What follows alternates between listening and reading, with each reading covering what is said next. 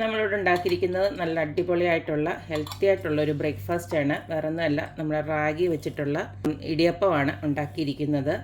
വളരെ എളുപ്പത്തിൽ ഉണ്ടാക്കാൻ പറ്റും. നല്ല ടേസ്റ്റുമാണ് ഈ ഒരു റാഗി ഇടിയപ്പത്തിന്. പ്രത്യേകിച്ച് കറിയൊന്നും ഇല്ലെങ്കിൽ കൂടെ നല്ല ചൂടോടെ ഇങ്ങനെ കഴിക്കാനും നല്ല ടേസ്റ്റാണ്. അപ്പം നമുക്ക് ഈ ഒരു റാഗി ഇടിയപ്പം എങ്ങനെയാണ് ഉണ്ടാക്കുന്നതെന്ന് നോക്കിയിട്ട് വരാം. റാഗി ഇടിയപ്പം ഉണ്ടാക്കാനായിട്ട് ഡബിൾ ഓഴ്സിൻ്റെ റോസ്റ്റഡ് റാഗി പൗഡറാണ് എടുത്തിരിക്കുന്നത്.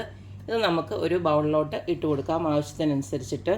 റാഗി പൗഡർ ഞാനൊരു ബൗളിലോട്ട് ഇട്ട് കൊടുത്തിട്ടുണ്ട്. ഇനി ഇതിലേക്ക് ആവശ്യമായിട്ടുള്ള ഉപ്പ് നമുക്കൊന്ന് ഇട്ട് കൊടുക്കാം. ഇതിലേക്ക് കുറേശ്ശെ നമുക്ക് നല്ല ചൂടുവെള്ളം ഒഴിച്ച് നന്നായിട്ടൊന്ന് സ്മൂത്തായിട്ട് കുഴച്ചെടുക്കാം.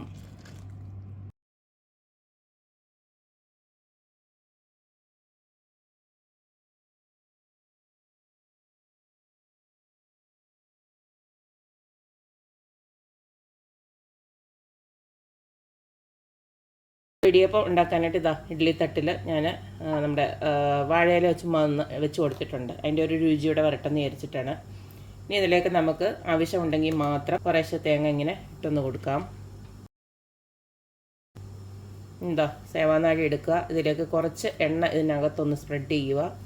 ഇനി നമുക്ക് ഇടിയപ്പം ഉണ്ടാക്കാം.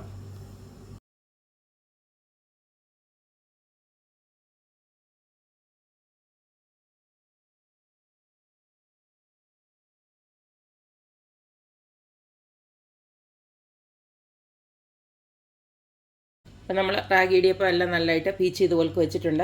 വലിയ പാടൊന്നുമില്ല, ഈസിയാണ്. കാരണം നമ്മൾ അരിപ്പൊടി വെച്ച് ഇച്ചിരി കൂടെ എനിക്ക് തോന്നുന്നു കുറച്ചുകൂടെ നമ്മൾ പ്രസ് ചെയ്തെടുക്കേണ്ടി വരും. പക്ഷേ ഇത് നല്ല ഈസി ആയിട്ട് തന്നെ റെഡിയായി വരുന്നുണ്ട്. ഇനി നമുക്കിത് ആവി കയറ്റാം. ഒരു ഇഡ്ഡലി പാത്രത്തിലോട്ട് കുറച്ച് വെള്ളം തിളപ്പിച്ച് ഇതുപോലെ നമുക്കിത് ആവിയിട്ട് എടുക്കാം. നമ്മളെടുത്ത മാവ് വെച്ചിട്ട് ഒരു 12 ഇടിയപ്പം ഉണ്ടാക്കാൻ പറ്റും. ഇനി ഇത് നമുക്ക് അടച്ച് വെച്ച് ഒരു 10 മിനിറ്റ് വേവിച്ചെടുക്കാം.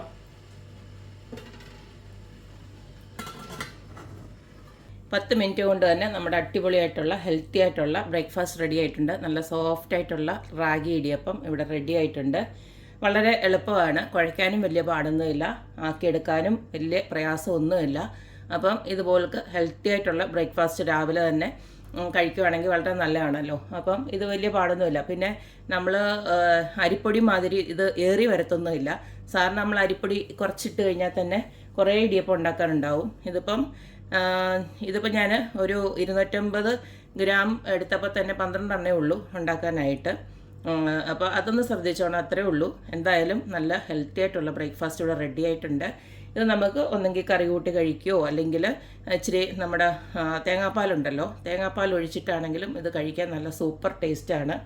അപ്പോൾ എല്ലാവരും ഇതൊക്കെ ഒന്ന് ഉണ്ടാക്കി നോക്കുക, ഹെൽത്തി ആയിട്ട് ജീവിക്കുക. അപ്പോൾ എപ്പോഴും പറയുന്ന പോലെ തന്നെ എൻ്റെ റെസിപ്പീസ് ഇഷ്ടമുള്ള എല്ലാവരും please like, share and subscribe. അപ്പോൾ ഇനിയൊരു അടിപൊളി വീഡിയോ ആയിട്ട് വരുന്നവരേക്കും ബായ്.